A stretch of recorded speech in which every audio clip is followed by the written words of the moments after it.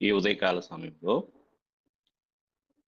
మహోన్నతుడైన మన దేవునికి నా కృతజ్ఞతాస్థుతులు చెల్లిస్తూ ఉన్నాను. అలాగే ఈ ఉదయకాల సమయంలో వాక్యమును వినుటకు సిద్ధంగా ఉన్న నా ప్రియ సహోదరి సహోదరులందరికీ ప్రత్యేకమైన వందనములు తెలియజేస్తూ ఉన్నాను. ప్రియమైన వారులారా, గడిచిన దినము మనము దేవుని వాక్యం నుండి యేసుక్రీస్తు ప్రభువుకు ఉపయోగించబడిన నామములు మరియు బిరుదులు అనే అంశంలో యేసు అనే నామమును గురించి ధ్యానించాము. అలా ధ్యానిస్తూ చివరిలో ఆయన నజరేయుడగు యేసు అని పిలువబడ్డాడని, ఆనాటి కాలంలో నజరేతు ఒక ఎన్నిక లేని ప్రాంతముగా, అక్కడి ప్రజలు ఎన్నిక లేని వారుగా గుర్తించబడ్డారని మనము నేర్చుకున్నాం. ఈరోజు మనము మిగిలిన పాఠమును కొనసాగిస్తూ ఉండగా మొట్టమొదటిగా ఒక వాక్య భాగాన్ని చదువుకొని ముందుకు సాగిపోదాం. భూమి మీద యేసుక్రీస్తు వారు ఉన్నప్పుడు ఆయన శిష్యులు ఆయన యొక్క జీవితంలో చివరిదైన మరణం, ఆ మరణాన్ని బట్టి చాలా నిరాశపడిపోయారు. అంటే వారు యేసును ఒక సాధారణమైన మానవుడిగా మాత్రమే గుర్తించారు.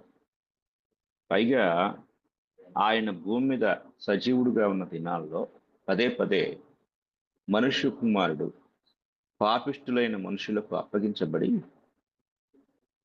వారి చేత చంపబడి తిరిగి లేస్తాడు అని ఎన్నోసార్లు చెప్పిన మాటలు కూడా వారు మర్చిపోయారు. మర్చిపోయి తీవ్రమైన నిరాశకు లోనయ్యారు.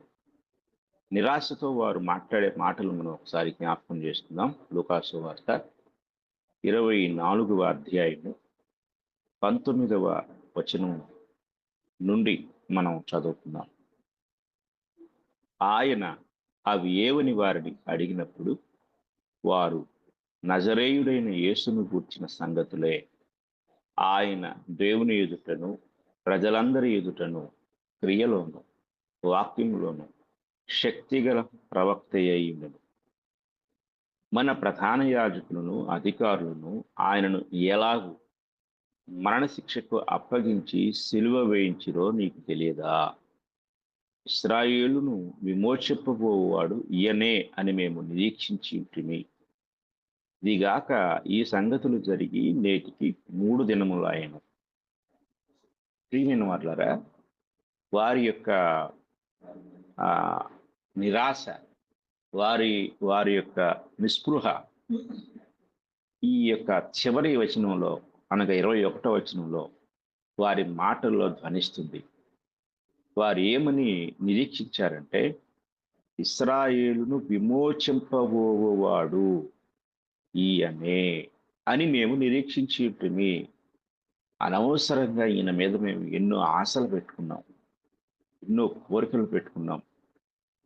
మా జాతి యొక్క బానిసత్వము నుండి విమోచించేవాడు, మరలా రోమా ప్రభుత్వం యొక్క బానిసత్వము నుండి విమోచించి మరలా దావీదు యొక్క సింహాసనం మీద కూర్చుని దావీదు కాలం నాటి స్వర్ణయుగాన్ని, దావీదు కాలం నాటి సంతోషకరమైన పరిపాలనను అందిస్తాడని, మమ్మల్ని అందరినీ విమోచిస్తాడని, సుఖ సంతోషాలతో మమ్ములను పరిపాలిస్తాడని మేము అనుకున్నాము.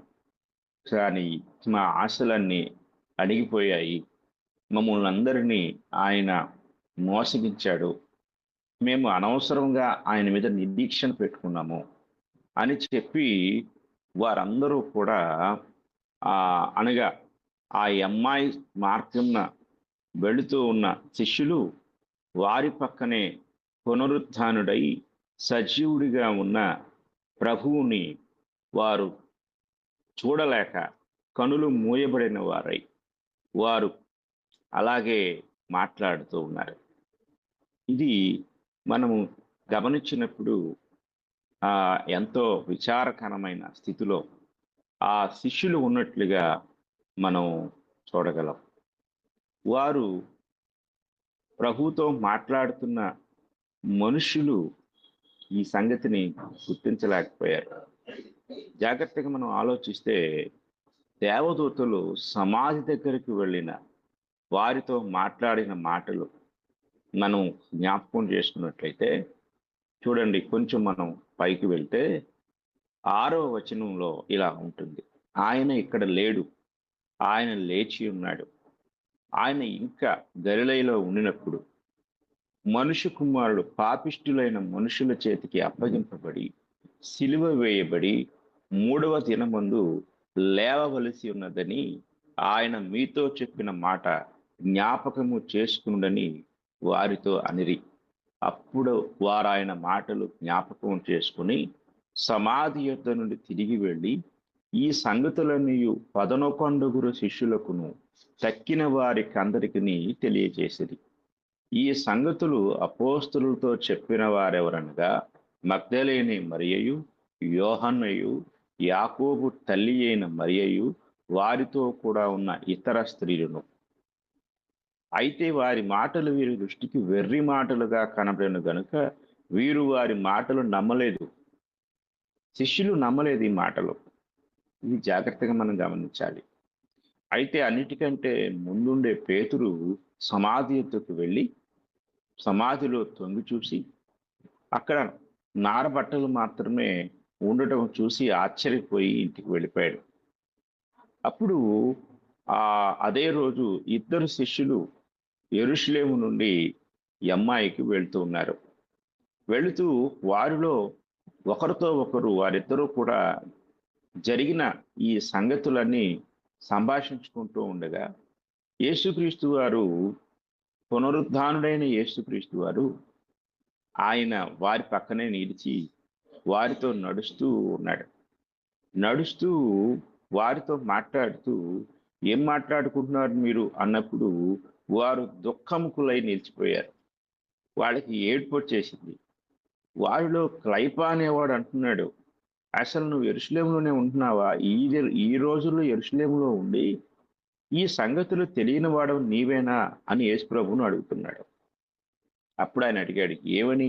ఏంటి ఆ సంగతులు నాతో కూడా చెప్పండి అని చెప్పినప్పుడు వారు ఆయన గురించి మాట్లాడుతూ ఉన్న మాట మరొకసారి 19వ వచనంలో మనం చదువుకుంటే వారు ఆయన గురించి అంటున్నారు, ఆయన దేవుని ఎదుటను ప్రజలందరి ఎదుటను క్రియలోను వాక్యములోను శక్తిగల ప్రవక్త అయి ఉండెను అని చెప్తూ, మన ప్రధాన యాజకులు పెద్దలు ఆయన్ను చంపేశారు, సిలువ వేయించారు. ఈ సంగతి నీకు తెలియదా? ఇంతకీ మా బాధ ఏంటంటే ఆయన మీద మేము ఎన్నో ఆశలు పెట్టుకున్నాం, నిరీక్షణ పెట్టుకున్నాం, కానీ ఆశలన్నీ అడియాశలైపోయాయి. ఆయన అర్థాంతరంగా మా నుండి వేరైపోయాడు అనే ఒక తీవ్ర నిరాశ వారిని బాధించినట్లుగా ఈ అధ్యాయం మనం చూడగలం. అయితే ఇక్కడ మనం గ్రహించవలసిన విషయం ఏంటంటే ఈ మాటలు శిష్యులు చెప్తూ వారు తమ నిరీక్షణ ఆయన పైన పెట్టుకున్న ఆశలు వీటన్నిటినీ గురించి మాట్లాడుతూ ఉన్నారు. కానీ యేసు సిలువ వేయబడినప్పుడు వారి నిరీక్షణ చిన్నాభిన్నమైపోయింది, ఆవిరైపోయింది, ముక్క చెక్కలైపోయింది. ఎందుకు అయిపోయిందంటే వారు లేఖనాలను తెలుసుకోలేదు. అంటే యేసుక్రీస్తుని గురించిన ప్రవచనాలను వారు తెలుసుకోలేదు. యేసుక్రీస్తు గురించి దేవుడు ముందుగా ఏదైతే గ్రంథంలో ముందస్తుగా ప్రవచించారో, ప్రవక్తల ద్వారా తెలియచేశారో ఆ సంగతి వారు ఎరగని వారుగా ఉన్నారు. యేసు మృతుల్లో నుండి లేవకపోతే వారి నిరీక్షణ మాత్రమే కాదు, మన నిరీక్షణ కూడా నాశనమైపోయేది, అంతరించిపోయేది. ఆయన కేవలము యేసు మాత్రమే అయ్యేవాడు. ఆయన యేసు మాత్రముగా చరిత్రలో మిగిలిపోయేవాడు. ఈ సంగతి మనం చాలా జాగ్రత్తగా గ్రహించవలసిన వారమై ఉన్నాం. ఎందుకంటే యేసు అని పేరు పెట్టబడిన వారు చాలా మంది ఉన్నారు. వారందరూ కూడా మరణించారు, కానీ తిరిగి లేవలేదు. మరణించిన అనేక మంది యేసు అనే పేరు పెట్టబడిన వారిలో ఈ యేసు కూడా ఒకడిగా చేర్చబడి ఉండేవాడు. ఇక్కడ వీరు అలాంటి నిర్ణయానికి వచ్చేశారు. ఇది జాగ్రత్తగా గ్రహించాలి. అయితే యేసుక్రీస్తు వారు ఆ మాటలు వింటున్నప్పుడు వారికి కోపం వచ్చేసింది ఆయనకి. 25వ వచనం మనం చదువుతున్నాం. అందుకు ఆయన, అవివేకులారా, ప్రవక్తలు చెప్పిన మాటలనన్నిటినీ నమ్మని మందమతులారా, క్రీస్తు ఇలాగు శ్రమపడి, చూడండి యేసు ప్రభు మాట్లాడుతున్న మాట, క్రీస్తు ఇలాగు శ్రమపడి తన మహిమలో ప్రవేశించుట అగత్యము కాదా అని వారిలో చెప్పి, మోషేయు సమస్త ప్రవక్తలను మొదలుకొని లేఖనములన్నిటిలో తన్ను గూర్చిన వచనముల భావము వారికి తెలిపెను. మీరు చూడండి, యేసుక్రీస్తు ప్రభు వారు ఎవరిని గూర్చి మీరు మాట్లాడుకుంటున్నారు అంటే, అవి నజరేయుడైన యేసును గూర్చిన సంగతులే అన్నారు. వాడు క్రీస్తు అనే మాట వారి నోట రాలేదు. ఎందుకంటే వారి యొక్క గ్రహింపు ఎంతవరకు అంటే మరణం వరకే. మరణం వరకు ఆయన యేసుగానే గుర్తించబడ్డాడు. కానీ ఇప్పుడు యేసు ప్రభు నోట మాట్లాడుతున్న మాట ఏమిటి? యేసు ఇలాగు శ్రమపడి అని చెప్పడంలా, క్రీస్తు ఇలాగు శ్రమపడి. అంటే పునరుత్థానము అనంతరము ఆయన మృతులలో ఆది సంభూతుడుగా లేవబడి అభిషేకించబడిన ప్రధాన యాజకుడుగాను, అభిషేకించబడిన రాజుగాను, అభిషేకించబడిన ప్రవక్తగాను ఆయన అయ్యాడు. ఇది పరలోకములో దేవుడు జరిగించిన ఒక గొప్ప కార్యం. అనగా కేవలము సాధారణ మానవుడిగా మరియ గర్భము నుండి ఈ భూమి మీదకి వచ్చిన వారు యేసువారు అంతే, యేసు అంతే.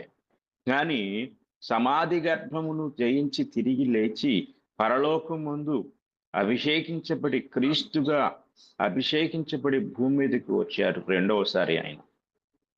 అంటే యేసుక్రీస్తు వారు శరీరధారిగా యేసు అనే గుర్తింపునే పొందాడు. ఆయన ఎప్పుడు క్రీస్తు అయ్యాడు అంటే, నేను నిన్న చెప్పాను, అపోస్తుల కార్యం 2వ అధ్యాయంలో పేతురు గారు విస్తృతమైన ప్రసంగం చేస్తారు. అపోస్తుల కార్యం 2వ అధ్యాయం 36వ వచనంలో, ఈ యేసునే దేవుడు క్రీస్తుగా నియమించెను, ఇది ఇశ్రాయేలు సంతతి అంతా తెలుసుకోవాలి.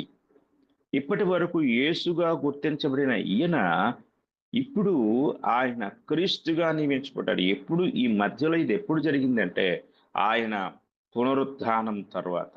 ఎప్పుడైతే ఆయన పునరుత్థానుడై మరలా సజీవుడిగా తిరిగి లేచాడో, యేసు మాత్రమే కాదు, యేసుగా మాత్రమే కాదు, ఆయన క్రీస్తు అయ్యాడు. కనుక ఇప్పుడు అంటున్నాడు, క్రీస్తు ఇలాగ శ్రమపడి అనే మాట. కాబట్టి అంటే పునరుత్థానం తర్వాత ఆయన యేసు అనే స్థాయి నుండి లేక స్థానం నుండి ఇప్పుడు ఆయన క్రీస్తు అయ్యాడు. పదాలు లేక పేర్లు, వాటి అర్థాలు, వాటి వెనకాల ఉన్న కార్యనిర్వహణ మనం బాగా అర్థం చేసుకోవాలి. అప్పుడే ఎందుకు యేసు అని కొన్ని సందర్భాల్లో, క్రీస్తు అని కొన్ని సందర్భాల్లో చెప్పబడిందనే సంగతి మనకు క్షుణ్ణంగా అర్థమవుతుంది. యేసుగా ఉంటేనే ఆయన నిరీక్షణ లేనివాడుగా ఉండేవాడు. అంటే యావత్ ఇశ్రాయేలు జాతికి, మానవాళికి నిరీక్షణ లేనివాడుగా. కానీ ఇప్పుడు క్రీస్తు మృతుల్లో లేచాడు. ప్రథమ ఫలముగా నిద్రించిన వారిలో మొదటివాడుగా, ఆది సంభూతుడిగా లేచాడు. మొదటి కొరింథీ పత్రిక 15వ అధ్యాయాన్ని మనం చదువుకున్నట్లయితే, మొదటి కొరింథీ పత్రిక 15వ అధ్యాయము 20వ వచనంలో ఈ మాట మనకి కనపడుతుంది. ఇప్పుడైతే నిద్రించిన వారిలో ప్రథమ ఫలముగా క్రీస్తు మృతులలో నుండి లేపబడి ఉన్నాడు. కాబట్టి ఆయన ప్రథమ ఫలముగా లేచిన వాడుగా ఉన్నాడు. కాబట్టి క్రీస్తు ప్రభు ఆయన మనిషి కాదు, అంటే మనిషి మాత్రమే కాదు, ఆయన దైవ మానవుడు. రక్షింపబడిన విశ్వాసులకు ఆయన ప్రభువు. మనము ఎప్పుడు యేసు కేవలం యేసు అనే పేరుతోనే ప్రార్థన చేయకూడదు. కొంతమంది యేసు నామంలో అడుగుతున్నాము. ఏ యేసు? యేసులు చాలా మంది ఉన్నారు. కనుక ఏ యేసు నామంలో నువ్వు అడుగుతున్నావు? కాబట్టి కొంతమంది నజరేయుడైన యేసు అంటారు. అంటే అది అవమానంగా పిలువబడిన పదం. కాబట్టి నజరేయుడైన యేసు కూడా కాదు. మనము యేసుతో పాటు క్రీస్తును కూడా జత చేయాలి. లేదా క్రీస్తు యేసు నామంలో, లేక యేసుక్రీస్తు నామంలో, లేక క్రీస్తు నామంలో ఈ ప్రార్థన అడుగుతున్నాము తండ్రి అని ప్రార్థన చేయాలి. చాలా మందికి తెలియని విషయం ఇది. కనుక యేసు మరణం వరకే, పునరుద్ధానానికి అవతలివాడు యేసు. పునరుద్ధానానికి యువతల ఆ యేసు క్రీస్తయ్యాడు. అంటే ఆ యేసు అభిషిక్తుడయ్యాడు. ఇది జాగ్రత్తగా గ్రహించాలి. కాబట్టి ఆయన చాలా గొప్పవాడు. అనేక ఆధిక్యతలు కలిగిన వాడు. యేసు గుర్తించబడినప్పటికీ ఆయన ప్రభువైన క్రీస్తుగా మాత్రమే సంపూర్ణమైన వాడు. ప్రార్థనలో మనము క్రీస్తు పేరిట ప్రార్థించవలసిన వారమై ఉన్నాము అనేది మనం గ్రహించాలి. ఇక ఈరోజు మనం రెండో పేరును కూడా మనము ధ్యానిద్దాం. రెండవ పేరు క్రీస్తు. అంటే ఇప్పటి వరకు యేసును గూర్చి మాట్లాడుతూ ఉండగా వ్యత్యాసాన్ని గ్రహించటానికి క్రీస్తు అనే మాటను గూర్చి కూడా మనం తెలుసుకోవాల్సి వచ్చింది. కానీ కొన్ని వివరణాత్మకమైన విషయాలను మనము ఇప్పుడు ప్రత్యేకంగా క్రీస్తు అనే టైటిల్తో అనే పేరుతో మనం ధ్యానిద్దాం. యేసు అను నామమును గూర్చి నేర్చుకునే క్రమంలో క్రీస్తుని గూర్చి కూడా కొన్ని విషయములు మనం చర్చించుకున్నాం. ఇది వాస్తవం. మిగిలిన విషయాలను మనం ధ్యానిస్తూ ఉండగా క్రీస్తు అను పేరుకు అభిషిక్తుడు అనే అర్థం. ద అనాయింటెడ్ వన్ అని ఇంగ్లీష్లో రాయబడింది. ఇది దేవుని కుమారుని అధికారిక బిరుదు. గుర్తుంచుకోండి. అభిషిక్తుడు అనే మాట వినగానే ఎప్పుడు ఎలాంటి పరిస్థితుల్లో మనుషులను అభిషేకించేవారో మనం జ్ఞాపకం చేసుకోవాలి. అభిషిక్తుడు అనే మాట ప్రప్రథమంగా పాత నిబంధనకు సంబంధించిన మాట. అది క్రొత్త నిబంధనకు సంబంధించిన మాట కాదు. బైబిల్ నందు మనం చూసినట్లయితే రాజులుగా, ప్రవక్తలుగా, యాజకులుగా వ్యక్తులను అభిషేకించారు. ఒకసారి మనం పాత నిబంధనలో ఉన్న కొన్ని వచనాలను మనం జ్ఞాపకం చేసుకున్నట్లయితే మొట్టమొదటిగా సమూయేలు మొదటి గ్రంథం 15వ అధ్యాయము. సమూయేలు మొదటి గ్రంథం 15వ అధ్యాయం 1వ వచనాన్ని మనం చదువుకుందాం. ఒకానొక దినమున సమూయేలు సౌలును పిలిచి, యెహోవా ఇశ్రాయేలీయులకు తన జనుల మీద నిన్ను రాజుగా అభిషేకించుటకై నన్ను పంపెను, యెహోవా మాట వినుము. ఇక్కడ ఆ సమూయేలును దేవుడు పంపించాడు. సమూయేలు వెళ్ళాడు. సౌలుతో మాట్లాడుతూ ఇశ్రాయేళ్ల మీద నిన్ను రాజుగా అభిషేకించుటకు నన్ను పంపాడు అని చెప్పాడు. ఆ తర్వాత మనం గమనించితే మొదటి రాజులు గ్రంథం మనం చదువుకున్నట్లయితే 19వ అధ్యాయము, మొదటి రాజుల గ్రంథము 19వ అధ్యాయము 16వ వచనాన్ని మనం చదువుకున్నాం. 16వ వచనంలో ఇశ్రాయేలు వారి మీద నింషీ కుమారుడైన యెహూకు పట్టాభిషేకము చేయుము. నీ కుమారుగా ప్రవక్తయ్య ఇండుటకు ఆబేల్ మెహోలా వాడైన షాపాతు కుమారుడైన ఎలీషాకు అభిషేకము చేయుము అంటాడు. అంటే రాజుని అభిషేకించడం మనం చూసాము. అలాగే ఈ వచనములో రాజును ప్లస్ ప్రవక్తను కూడా అభిషేకించమనటం మనకి కనపడుతూ ఉంది. అంటే పాత నిబంధన కాలంలో రాజులుగా అభిషేకించబడ్డారు. అలాగే ప్రవక్తలుగా అభిషేకించబడ్డారు. ఆ తర్వాత మనము లేవియ కాండాన్ని మనం చదువుకున్నట్లయితే లేవియ కాండము 8వ అధ్యాయము 1వ వచనాన్ని మనం చదువుకున్నాం. మరియు యెహోవా నీవు అహరోనును అతని కుమారులను వారి వస్త్రములను అభిషేక తైలమును పాప పరిహారార్థ బలి రూపమైన కోడెను 2 పొట్టేళ్లను గంపెడు పొంగని పక్షములను తీసుకుని ప్రత్యక్షపు గుడారము యొక్క ద్వారమునొద్దకు సర్వ సమాజమును సమకూర్చుమనగా యెహోవా మోషేకు ఆజ్ఞాపించినట్లు అతడు చేసెను. సమాజపు ప్రత్యక్షపు గుడారం యొక్క ద్వారమునొద్దకు కూడి రాగా. మనం ఇప్పుడు 12వ వచనానికి వెళ్తాం సరాసరి. 12వ వచనానికి వెళ్ళినట్లయితే 12వ వచనంలో ఇలా కనపడుతుంది. మరియు అతడు అభిషేక తైలముతో కొంచెము అహరోను తల మీద పోసి అతన్ని ప్రతిష్ఠించుటకై అతనిని అభిషేకించెను. ఇక్కడ మనకు కనిపిస్తుంది ఈ యాజకుడు. అంటే పాత నిబంధనలో రాజుగా సౌలుని అభిషేకించారు, ప్రవక్తగా ఎలీషాని అభిషేకించమని చెప్పాడు. ఈ ప్రధాన యాజకుడిగా ఇక్కడ మనము అహరోను అభిషేకించబడటం చూస్తున్నాం. అంటే రాజులుగాను, అలాగే ప్రవక్తలుగాను, అలాగే యాజకులుగాను అభిషేకించడం చూసాం. అయితే ఈ మూడింటిని మనము క్రీస్తు ప్రభువులో చూడగలం. క్రీస్తు ప్రభువు ఆయన మనం చూస్తే మొదట ఆయన ప్రవక్తగా అభిషేకించబడినాడు. అపోస్తుల కార్యముల గ్రంథము మనము చదువుకున్నట్లయితే 3వ అధ్యాయంలో పేతురు గారు చేసిన ఒక విస్తృతమైన ప్రసంగం మనం గమనించితే ఆ ప్రసంగంలో ఆయన మాట్లాడుతూ ఉంటాడు. మోషే ఇట్లనిను ప్రభువైన దేవుడు నా వంటి ఒక ప్రవక్తను మీ సహోదరుల్లో నుండి మీ కొరకు పుట్టించును. ఆయన మీతో ఏమి చెప్పినను అన్ని విషయములలో మీరు ఆయన మాట వినవలెను అని యేసుక్రీస్తు వారు ప్రవక్తగా అభిషేకించబడిన వాడు అని పేతురు చెప్తున్నాడు. ఎందుకంటే మనము లూకాసు వార్త 24వ అధ్యాయంలో చదువుకున్నప్పుడు అక్కడ శిష్యులు ఒకరితో ఒకరు మాట్లాడుకుంటూ ఆయన శక్తిగల ప్రవక్త అయ్యుండెను అని చెప్పి వారు చెప్పుకున్నారు.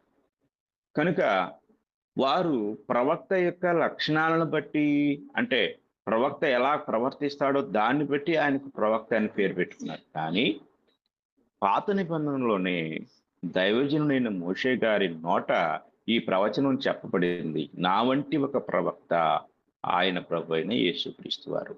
అంటే యేసుక్రీస్తు వారు అభిషేకించబడిన ప్రవక్త. 2, ఆయన అభిషేకించబడిన ప్రధాన యాజకుడు అని క్రొత్త నిబంధనలో హెబ్రీయులకు రాసిన పత్రిక విస్తృతంగా ఆయన గురించి మాట్లాడింది.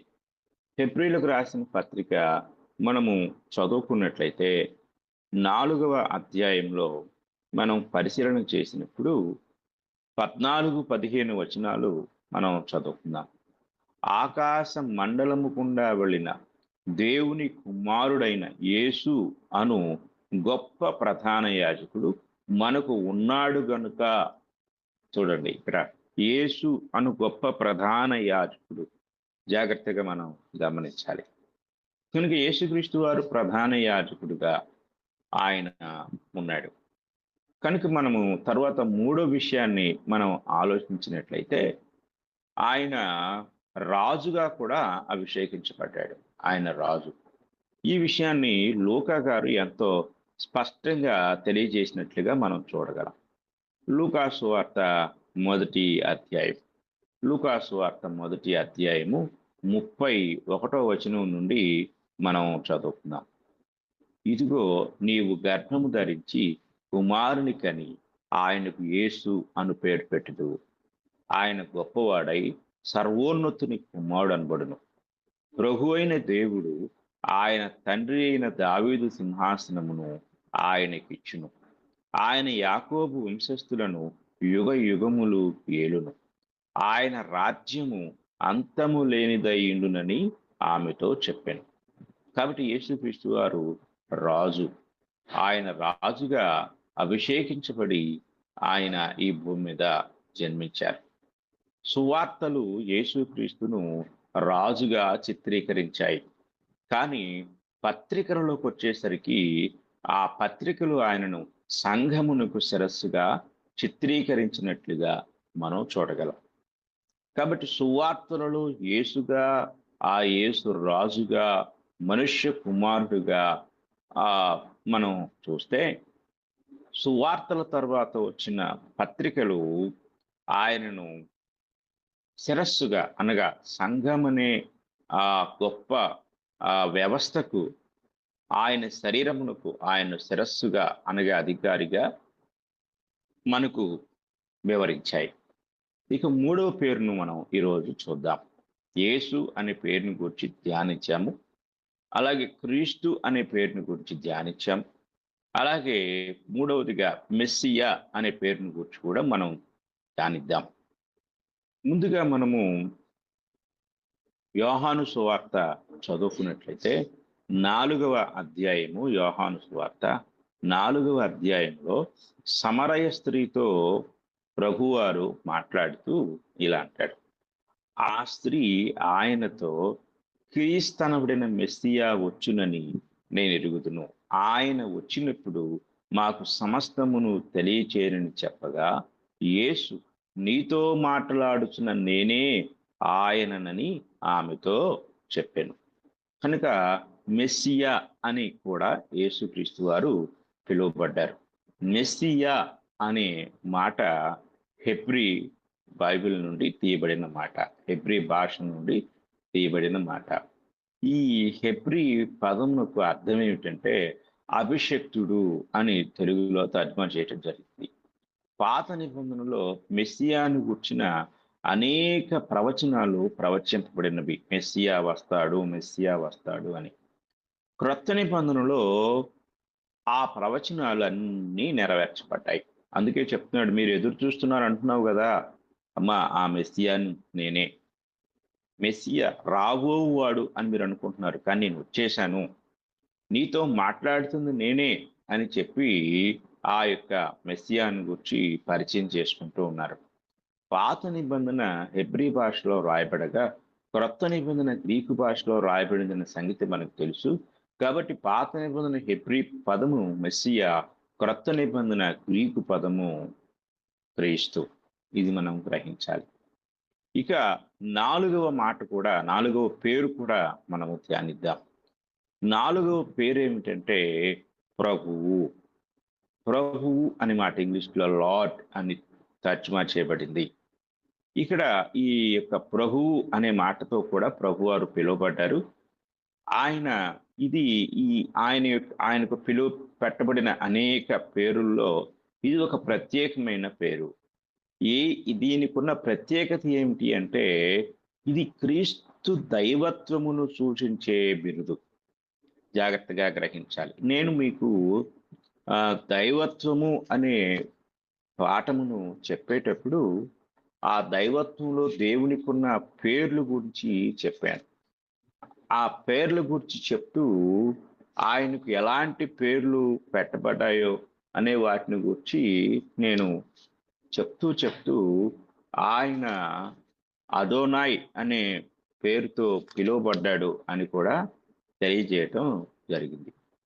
అంటే అదోనాయ్ అనే ఆ యొక్క హెబ్రీ మాటకు అర్థం ఏమిటంటే ఆయన ప్రభువు అని అర్థం. అంటే అదోనాయ్ అనే పేరు నుండి ఇంగ్లీష్లో లార్డ్ అని తర్జుమా చేయటం జరిగింది. ఇది ఆదికాండం 15వ అధ్యాయం 1-2 వచనాల్లో మొట్టమొదటిసారిగా ఈ పదం కనపడుతుంది.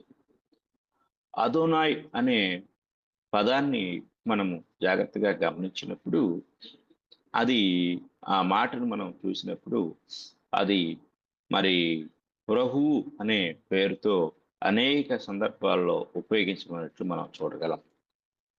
అలాగే యేసుక్రీస్తు వారు కూడా అదోనాయ్ అనే పేరు, అంటే పాత నిబంధనలోకి వచ్చేసరికి అదోనాయ్ అనే పేరుతో పిలవటం జరిగింది. మనము పదే పదే ఇది దేవుని అధికారానికి సంబంధించిన పేరుగా పిలువబడటం జరుగుతుంది. దేవుడు, అలాగే యెహోవా, అదోనాయ్ ఈ 3 పేర్లు హెబ్రీ పదాల నుండి వచ్చాయి. దేవుడు అనగా ఎలోహిం, యెహోవా అది హెబ్రీ మాట, అదోనాయ్ హెబ్రీ మాట. ఈ 3 పేర్లు హెబ్రీ పదాల నుండి తీయబడ్డాయి. అధికారిక కింగ్ జేమ్స్ వెర్షన్ మనం చూస్తే ఆ కింగ్ జేమ్స్ ఇంగ్లీష్ బైబిల్లో యెహోవా అనే పదము, నేను యెహోవా అనే పదాన్ని గురించి చెప్పాను. చాలా విషయాలు నేను చెప్పాను. అక్కడ ఇంగ్లీష్లో పెద్ద అక్షరాలతో లార్డ్ అని ఇంగ్లీష్ బైబిల్లోను, అలాగే ప్రభు అని పెద్ద అక్షరాలతో తెలుగు బైబిల్లో కూడా కనపడుతుంది. చిన్న అక్షరాలతో ప్రభు అని రాయబడినప్పుడు అది యేసుక్రీస్తు వారిని గురించి చెప్పబడినట్లుగా, పెద్ద అక్షరాలతో ప్రభు అని రాయబడినప్పుడు అది యెహోవాను గురించి రాయబడినట్లుగా మనం గ్రహించగలం. అదోనాయ్ అనే పదము లార్డ్ అని చిన్న అక్షరాల్లో రాయబడినప్పటికీ అది సమాంతరమైన మాట. అంటే దేవుడు అను మాట ఎలోహిం అనే హెబ్రీ మాట నుండి ఎలా వచ్చిందో, అలాగే క్రొత్త నిబంధనలో ప్రభు అనే పదము యెహోవా అనే హెబ్రీ మాట నుండి వచ్చింది. అంటే ఇక్కడ పాత నిబంధనలో యెహోవా అనే మాట మాటి మాటికి మనకి రాయబడలా. అంటే పాత నిబంధనలో మీరు తక్కువ సార్లు మాత్రమే, బహుశా నాకు గుర్తుండి ఒక 2, 3 సార్లు మాత్రమే ఆ మాట ఇంగ్లీష్ బైబిల్‌లో డైరెక్ట్‌గా యెహోవా అని రాయబడింది. మిగిలిన చోటల్లా కూడా లార్డ్, లార్డ్, లార్డ్ అని ఎన్ని సార్లున్నా సరే అదే, అదే, అదే ఉంటది. కానీ తెలుగు బైబిల్‌లోకొచ్చేసరికి ఆ లార్డ్ అనే మాటను తీసేసి డైరెక్ట్‌గా యెహోవా, యెహోవా అని ఉపయోగించడం జరిగింది. అంటే ఇక్కడ యెహోవా అని తెలుగులోను, లార్డ్ అని ఇంగ్లీష్‌లో చెప్పిన ఆ మాటకి అర్థం ఏంటంటే ప్రభువు అని అర్థం. ప్రభువు. అంటే యెహోవా ఏమై ఉన్నాడు? ప్రభువు. ఇప్పుడు ఈ ప్రభువు అనే మాట మనం గమనించినట్లయితే యేసుక్రీస్తు వారికి ఉపయోగించబడింది. యేసుక్రీస్తు వారికి ఉపయోగించబడిన ఈ మాట పాత నిబంధనలో యెహోవాకు, క్రొత్త నిబంధనలో యేసుక్రీస్తుకు సమానమైన పదముగా ఉపయోగించబడినట్లు మనం గ్రహించగలం.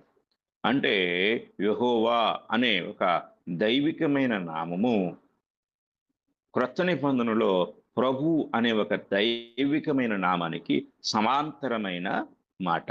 అంటే ఇక్కడ పాత నిబంధనలో యెహోవా ఎలాగా తిరుగు లేకుండా, అంటే సంశయం లేకుండా దేవునిగా మనం గుర్తిస్తున్నామో, క్రొత్త నిబంధనలో యేసుక్రీస్తు వారిని ప్రభువుగా గుర్తించినప్పుడు ఆయన దైవత్వం కలిగిన వాడు, దేవుడు అని నిస్సందేహంగా మనము గుర్తించాలి. అంటే ఈ ప్రభు అనే మాట దైవత్వానికి సాదృశ్యము, లేకపోతే దైవత్వాన్ని తెలియజేసే మాటగా మనం గుర్తించాలి. ప్రభు అనే మాట క్రొత్త నిబంధనలో కురియోస్ అనే గ్రీకు మాట నుండి వచ్చింది. దీని అర్థం ప్రభువు, యజమాని. ఇది పాత నిబంధనలో యెహోవాకు సమానమైన ప్రభువుగా చెప్పబడిందనే సత్యాన్ని మనం చాలా జాగ్రత్తగా గ్రహించవలసిన వారమై ఉన్నాం. యేసుక్రీస్తు దైవత్వాన్ని అనుమానించేవారు యేసుక్రీస్తును ప్రభువుగా అంగీకరించకూడదు. వారి బైబిల్‌లో నుండి ప్రభు అనే మాటను తీసేయాలి. లేక వారి బోధలో నుండి ప్రభు అనే ఉచ్చారణను మానివేయాలి. ఎందుకంటే ఈ ప్రభువు అని పలుకుతున్నప్పుడల్లా అది యెహోవా అనే పేరును గుర్తు చేస్తుంది.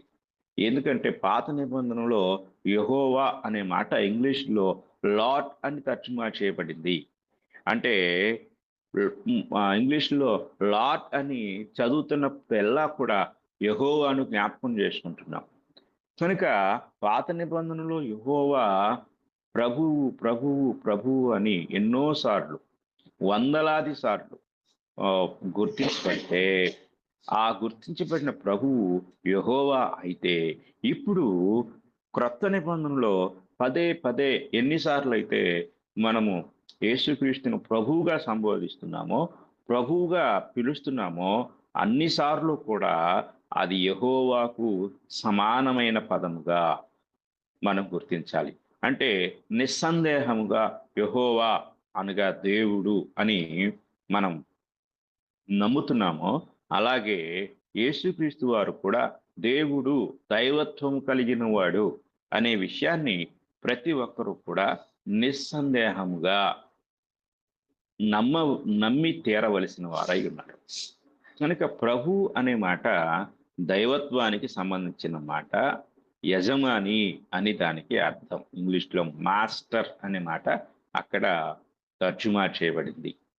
కనుక యేసుక్రీస్తు వారు ఏమై ఉన్నారు అంటే ఆయన ప్రభు అయి ఉన్నాడు, అనగా దేవుడు అయి ఉన్నాడు. ప్రభు అనగానే ఆటోమేటిక్గా మనం గ్రహించవలసిన విషయము, ఆయన దేవుడు, సర్వాధికారం కలిగిన దేవుడు, పరిపాలన చేసేవాడు, యజమాని అనే సత్యాన్ని మనము గ్రహించాలని నేను మీకు తెలియజేస్తున్నాను. కనుక ఈరోజు మనము ప్రభువును గూర్చి కూడా కొన్ని విషయాలు మనం తెలుసుకున్నాము. కనుక వాక్యం వింటున్న నా ప్రియ సహోదరి సహోదరులారా, యేసుక్రీస్తు దేవుడుగా పరలోకము నుండి అభిషేకించబడిన ప్రవక్తగా, యాజకుడిగా, రాజుగా ఉన్నాడు. ఆయన పరిపాలకుడుగా ఉన్నాడు. కనుక ప్రతి పేరుకి అర్థం ఉంది. మనము ఆ యొక్క పేరుకున్న అర్థాన్ని, దాని వెనక ఉన్న భావాన్ని గ్రహించి మనము యేసుక్రీస్తు వారిని గూర్చి గ్రహించవలసిన వారమై ఉన్నాం. పేరు చెప్పబడుతున్న వ్యక్తి యొక్క వ్యక్తిత్వాన్ని, అది ఆ పేరు వెనకాలన్న హోదాను, అధికారాన్ని తెలియజేస్తుంది. మనం మూకుమ్మడిగా పేర్లు చదువుకుంటూ వెళ్ళిపోతే మనము ఏమీ తెలుసుకోలేము. కానీ మనం పరిశీలించాలి. పరిశీలించి యేసు అనే పేరుకున్న ఆధిక్యత ఏమిటి? అలాగే క్రీస్తు అనే పేరుకున్న ఆధిక్యత ఏమిటి? మెస్సియా అనే పేరుకున్న ఆధిక్యత ఏమిటి? ప్రభు అనే పేరుకున్న ఆధిక్యత ఏమిటి? అనేది మనం పరిశీలనాత్మకంగా చదువుతూ ఆ ఆ మహాదేవునికున్న ఆధిక్యతలను బట్టి ఆయనను మనం ఎలా గౌరవించాలో, ఆరాధించాలో, స్తుతించాలో, గణపరచాలో ఎరగగలమని, ఇదేమీ తెలియకుండా చాలామంది ఆ పేర్లకున్న భావాలు, ఉద్దేశాలు తెలియక తప్పుగా అర్థం చేసుకుంటున్నారని నేను మీకు తెలియజేస్తున్నాను. వాక్యం వింటున్న మనం అందరము వాక్యానుసారమైన గ్రహింపుకొచ్చి ఆయనకు దేవుడు అంటే ఆ పేర్లు భూ సంబంధంగా పిలువబడినప్పుడు ఆ ఆ యొక్క ఆధిక్యతలు ఎలాగా ఉన్నాయో వాటిని అర్థం చేసుకుంటూ మన ఆరాధనలో లేక మన క్రైస్తవ జీవితంలో ఆయనను ఎలా గౌరవించాలో, ప్రేమించాలో, సన్మానించాలో ఎరిగిన వారముగా ముందుకు సాగాలని మీకు తెలియజేస్తూ ఈ మాటలు ముగిస్తూ ఉన్నాను. ఇంతవరకు శ్రద్ధగా ఉన్న మీ అందరికీ నా హృదయపూర్వక వందనములు తెలియజేస్తూ